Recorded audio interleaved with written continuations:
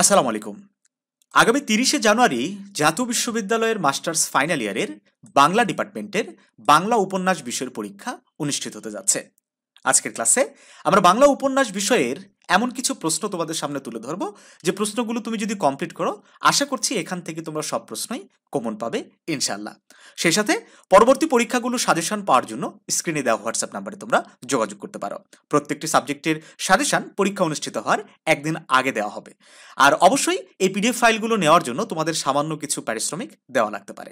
শিক্ষার্থী বন্ধুরা, খ বিভাগে আমরা যে প্রশ্নগুলো দিয়েছি একটু মনোযোগ সহকারে দেখো। তোমরা ভিডিও পজ করে অথবা স্ক্রিনশট দিয়ে এই প্রশ্নগুলো খাতায় তুলে নিয়ে আয়ত্ত করতে পারো। প্রথম প্রশ্ন, আমি বনচর ছিলাম, আবার বনচর হইব, এ কথা কেন বলেছিল? ২ নম্বর প্রশ্ন, কাপালিকের সংক্ষিপ্ত পরিচয় দাও। কপালকুণ্ডলার সংক্ষিপ্ত পরিচয় দাও। কৃষ্ণকান্তের উইল উপন্যাসের উইলটি কতবার এবং কেন চুরি হয়? ভ্রমর অন্তরে রোহিণী বাহিরে, ব্যাখ্যা করো। ৬ নম্বর প্রশ্ন, রাজসিংহ উপন্যাসের প্রতিপাদ্য কি? আমাদের জাতের ধর্ম এইরূপ, আমরা মায়াবিনী, কে কাকে কোন প্রসঙ্গে কথা বলেছেন? মহেন্দ্র চরিত্রের সংক্ষিপ্ত পরিচয় উপস্থাপন করো। স্বদেশী আন্দোলনের সম্পর্কে নিখিলেশের ভাবনা কি ছিল, ব্যাখ্যা করো। সন্দীপের মতে প্রকৃতির বরপুত্র কারা? দায় পড়ে সন্ধি হতে পারে, কিন্তু তাতে শান্তি হয় না, কেন? দুর্গার সংক্ষিপ্ত পরিচয় দাও। পঞ্চগ্রাম উপন্যাস অবলম্বনে সেকেলের সাথে একেলের পার্থক্য তুলে ধরো। সাঁওতালদের জীবনে ইংরেজরা কি পরিবর্তন আনে? হেরম্বের আগমনের পর সুপ্রিয়ার কি পরিবর্তন হয়েছিল, ব্যাখ্যা করো। চন্দ্রকলা নাচ কি? কেতুবপুরের জেলেপল্লীর সংক্ষিপ্ত বিবরণ দাও। জন্মের অভ্যর্থনা এখানে গম্ভীর, নিরুৎসব বিষণ্ণ, কোথায় এবং কেন? ঈশ্বর থাকেন ওই গ্রামে ভদ্রপল্লীতে, এখানে তাহাকে খুঁজিয়া পাওয়া যাইবে না, ব্যাখ্যা করো। এ কয়টা পড়লেই তোমাদের খ বিভাগের সব প্রশ্নই কমন হবে ইনশাল্লাহ। এখন আমরা গ বিভাগের প্রশ্নগুলো আলোচনা করব। দেখতে পাচ্ছ শুরুতে যে প্রশ্নটি, কপালকুণ্ডলা উপন্যাস অবলম্বনে নবকুমার চরিত্র বিশ্লেষণ করো।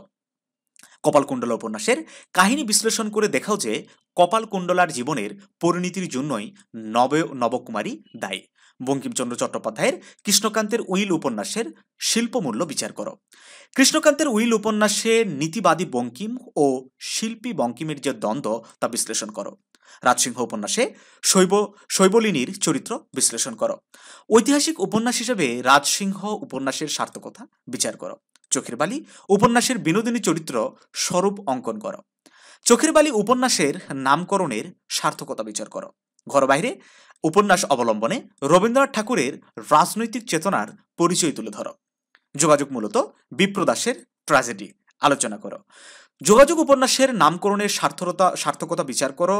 দুই বিপরীতমুখী চরিত্রের সংঘাত ও সহাবস্থানের বেদনাময় আলেখ্যই যোগাযোগ উপন্যাসের প্রধান উপজীব্য, আলোচনা করো। তারাশঙ্কর বন্দ্যোপাধ্যায়ের গণদেবতা উপন্যাস অবলম্বনে উপন্যাসিকের দেশ ভাবনার স্বরূপ বিশ্লেষণ করো।